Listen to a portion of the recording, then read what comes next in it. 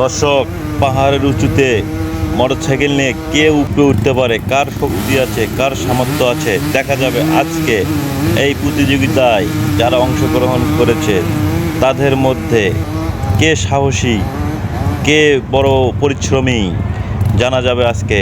কে হবে এই খেলার বিজয়ী।